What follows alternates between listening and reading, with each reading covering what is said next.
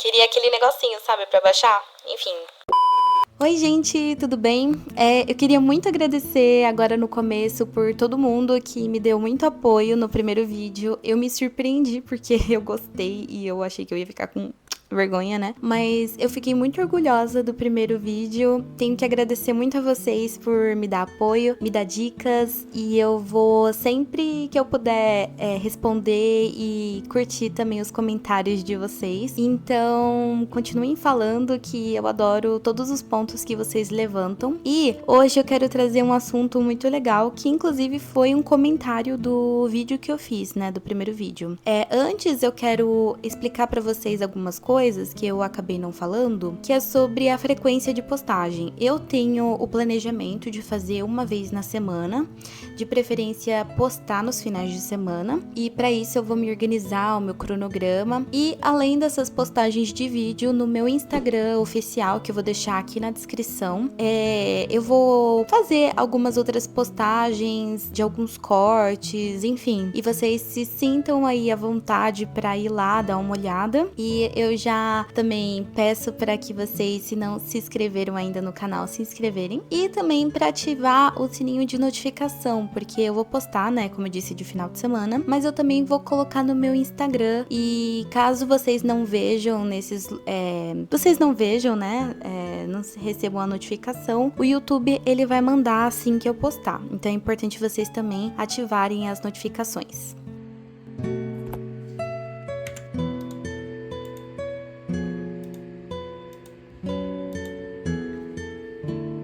Mas enfim, vamos começar o vídeo porque tem muita coisa pra se falar dessa vez e nem tudo vai caber nesse vídeo, então eu meio que sintetizei aí pra vocês.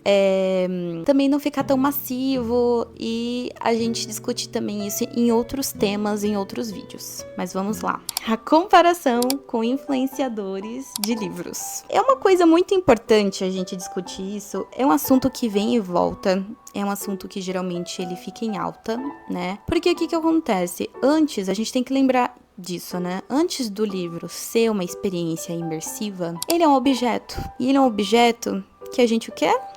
Gasta dinheiro, né? Então, o mercado editorial, ele precisa o quê? Ele precisa vender. E os influenciadores de livros, eles estão aí para fazer essa divulgação, para fazer esse mercado ele girar, né? O marketing de influência, ele tá muito alto hoje em dia e entre outros pontos, né? Eu não entendo muito de marketing em si, mas a gente vê muitos influenciadores de livros conseguindo alcançar mais as pessoas, mesmo que a gente também vê que no Brasil as pessoas estão lendo menos, não significa que elas estão também comprando menos. Mas, inclusive, acontece que muita gente compra livro e não lê. Não vou julgar, porque tem muito livro na minha estante que eu também não li. Mas a gente tem que botar a mão na consciência, né? E pensar sobre isso, porque o consumismo é um mal que aflige a nossa sociedade. Mas o papo aqui é sobre metas de livros, né? A gente que tem... nós, meros mortais, que temos uma vida de trabalho, uma vida estressante, que pega transporte público, que levanta cedo, ou enfim, que faz faculdade, que tem outras coisas na rotina, não conseguimos alcançar, né? Não conseguimos fazer tudo o que gostaríamos. Quem dirá ler 90, 100 livros no ano? E eu sei que muita gente fica se comparando, porque isso também tá nessa questão de se autoaprimorar sempre, esse autodesenvolvimento de, porque eu vou ser melhor se eu ler 100 livros no ano. Mas aí que eu te pergunto, será que você vai ser melhor mesmo? Será que você não tá tentando só terminar um livro ao invés de realmente entender o livro? E aí que tá a diferença na compra, pelo menos que eu, sinto aqui, de livros. Porque você não tá comprando apenas um objeto para decorar sua estante. Claro que também para isso. Mas assim, pra quem tem Kindle e gosta de livros virtuais também, enfim, a gente quer uma experiência, a gente quer ler, e tem vários motivos do porquê que a pessoa quer ler aquele livro, mas no final não é só pra ser um número. E a gente vê muito essa tendência das pessoas quererem terminar um livro, mesmo que não estiverem gostando, só pra falar que leu. Mas não adianta você falar que lê e você não entender. Essa que é a grande questão, né? Eu fiz alguns pontos aqui, né, sobre a questão da leitura com metas. E uma das coisas que eu queria falar é que, por exemplo, eu sou uma pessoa que gosto muito de ler no ônibus. Eu gosto muito, assim, de ler enquanto eu tô indo pro trabalho. E eu sinto que eu não tô perdendo meu tempo ali. Mas, ao mesmo tempo, às vezes eu tô tão cansada que eu durmo e eu não consigo ler. E tá tudo bem, porque eu não fico me martirizando por isso. A gente tem que lembrar que a leitura é o nosso hobby, é o nosso momento de lazer, é o nosso momento de sair do nosso corpo, da nossa mente e ir para algum outro lugar, passar uma outra história, uma outra narrativa, no caso de livros de ficção, né, de literatura de ficção, mas não precisa ser uma coisa que você tá se forçando a fazer, porque aquilo não vai ser agradável, você vai em algum momento parar, entrar numa ressaca, né, que nem eu disse no último vídeo, e você precisa se perguntar o porquê que você tá fazendo isso com você mesmo, sendo que a leitura é pra ser algo prazerosa, né? E se ela não está, não tem nenhum problema em você parar e desistir do livro, contanto que ele não seja o último livro que você vai ler. Você precisa tentar novamente outros. E isso não é, às vezes, culpa do livro. Às vezes é culpa na expectativa que a gente bota também sobre aquela leitura. Isso vai ser um tema para um outro vídeo, mas eu queria também falar sobre isso, porque muitas vezes você simplesmente não vai estar na vibe. E tá tudo bem. Tá tudo bem. Eu quero ler agora um romance mais levezinho, tipo comédia romântica. Não tem problema. Você tá na vibe? Aproveita que você tá na vibe e lê. Ah, eu não tô na vibe de ler alguma coisa mais distópica, alguma coisa com uma crítica social. Meu, aproveita, pega um livro sobre isso e lê. Agora, não vai ficar forçando um livro que não tá indo. Tá tudo bem, gente. Outra coisa que eu ia falar sobre esses influenciadores de leitura, de livros em si, né? São pessoas que estão fazendo um trabalho. Eles estão divulgando, o mercado editorial ele precisa vender, e essas pessoas estão divulgando, ou seja, é o trabalho delas. Se é o ganha-pão delas, elas vão separar mais tempo para poder alcançar aquela meta de ler aqueles livros e fazer a divulgação, porque é o trabalho dela. Entende? A gente às vezes critica, mas a gente não sabe como que é a vida daquela outra pessoa. Se ela tá ganhando com aquilo e se ela tá fazendo um bom trabalho, alcançando mais pessoas, para mais pessoas lerem, eu não vejo nenhum problema. Eu vejo problema no consumismo desenfreado, né? Mas eu acredito que o influenciador, ele lê muitos livros no ano, só cabe a ele dizer se realmente foi uma experiência boa ou não. Eu quero citar um exemplo de um livro que eu gosto muito, que é O Senhor das Moscas, né? Ele é um livro que eu li ano passado e ele tem o quê? 200 e pouquinhas páginas, assim, 220 mais ou menos. E não é um livro grande, eu não considero um livro tão grande, né? Para algumas pessoas eu sei que vai ser, mas eu não considero um livro tão grande. E eu sinto que quando eu li ele, é engraçado, nossa, é muito engraçado falar isso, mas é um ponto que é legal a gente discutir.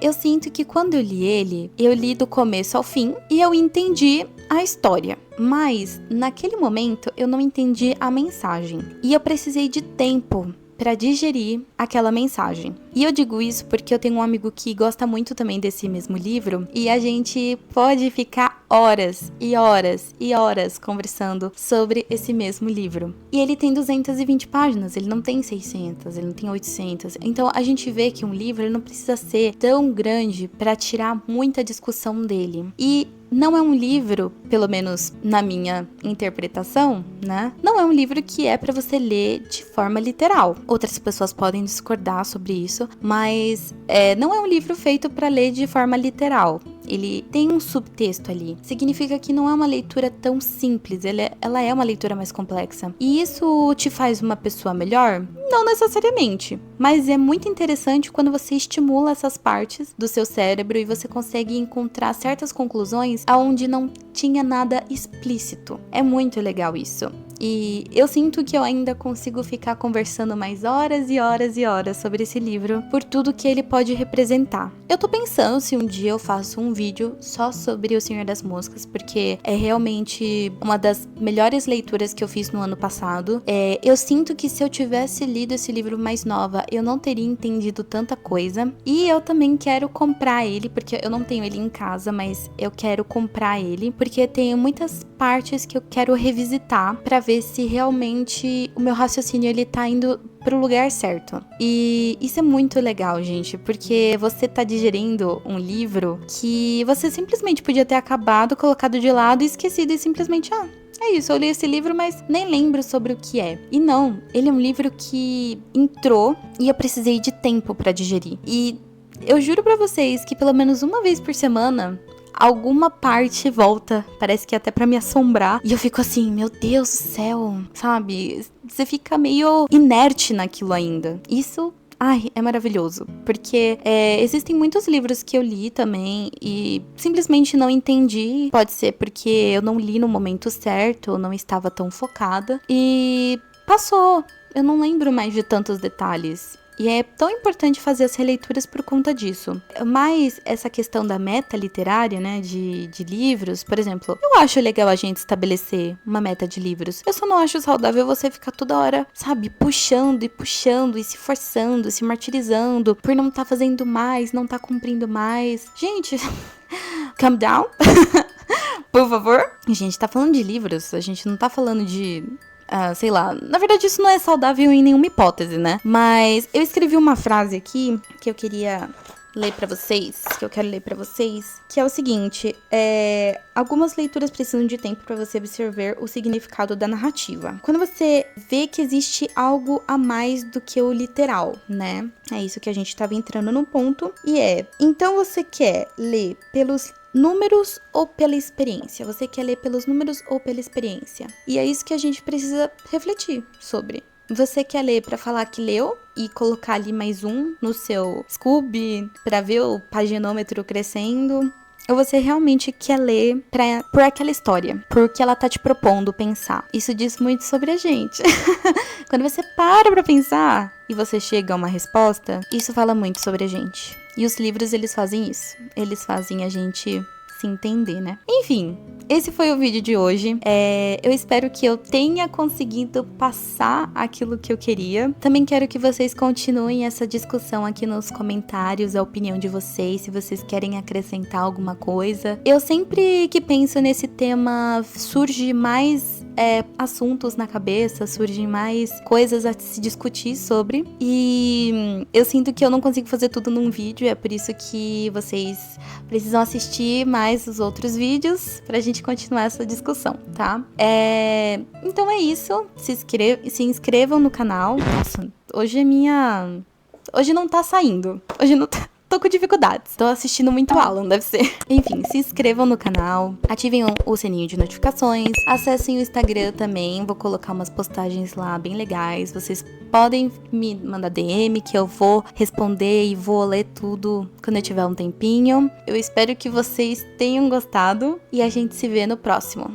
Beleza? Combinado? Senão, vou mandar os fantasmas pegarem o pé de vocês de noite.